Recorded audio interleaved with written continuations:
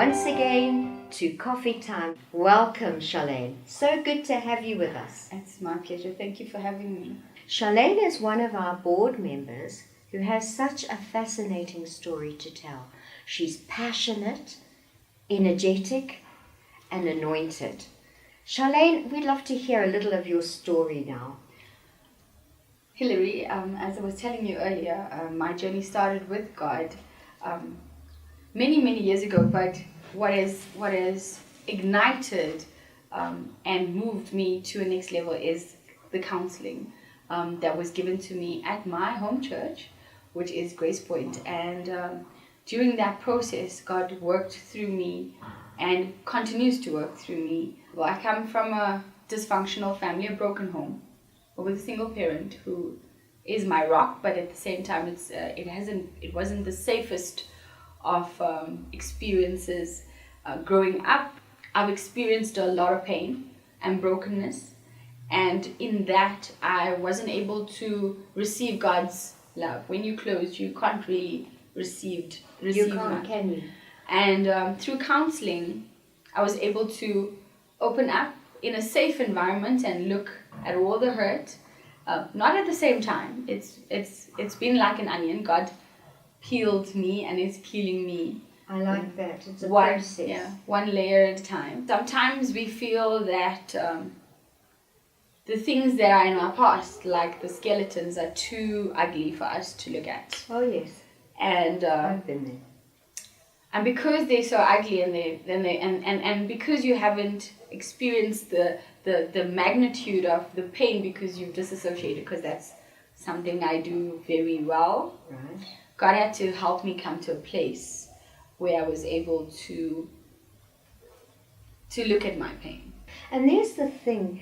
Do you find that you're wearing a mask? I know that I've been in times in my life when it's been so sore, so painful that we put on a brave face and we carry on.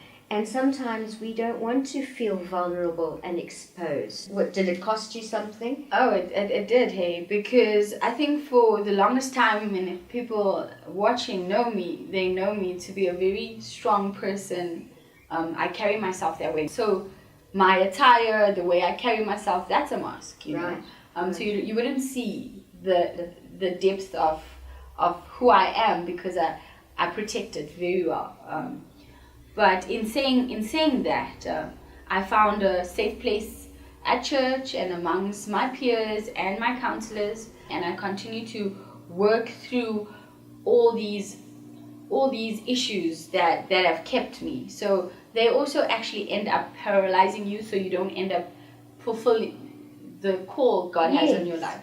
God has helped me to come to an understanding of my worth, still on a journey of that, and also using me through my stories and my life experience to make a difference. So that is why I'm really passionate about Sanctuary firstly and my ministry and helping people to come to a place where they're able to honestly be authentic people, you know, and to know God's grace and mercy is real and it's tangible and you feel it.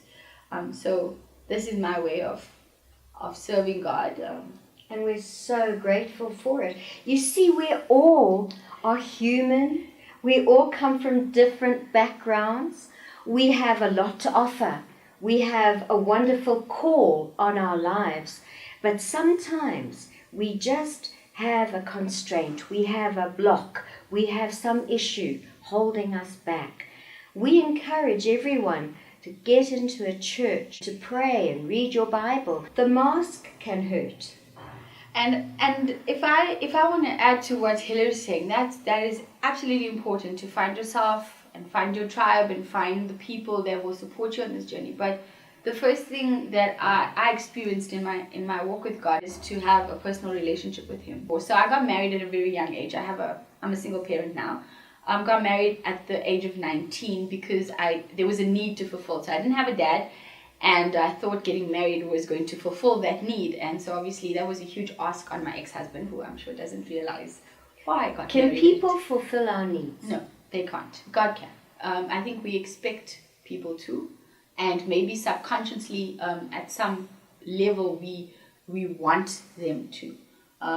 but it isn't. I mean, they are there because we are supposed to be in relationship, but the first person we should be in relationship with is God.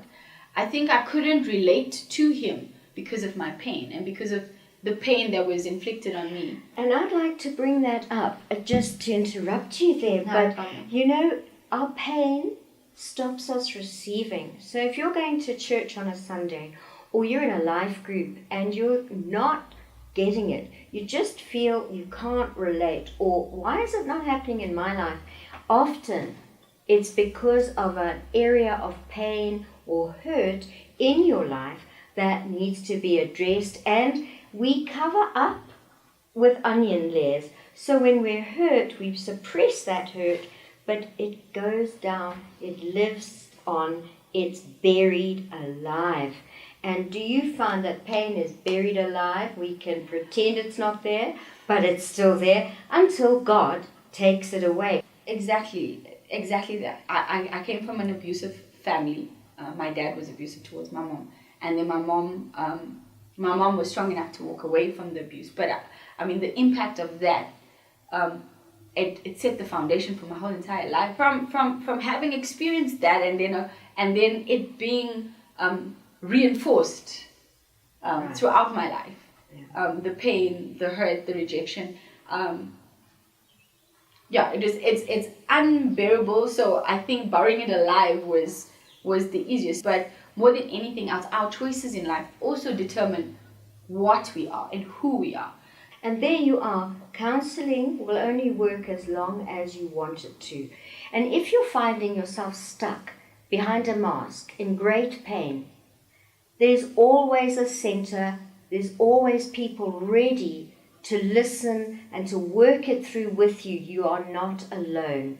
Please visit the sanctuary, visit our website. We would love to talk to you more if this is you. God bless till we meet again. And thank you, Chalane, for coming. It was so nice to have you here. It's my pleasure. Bless you.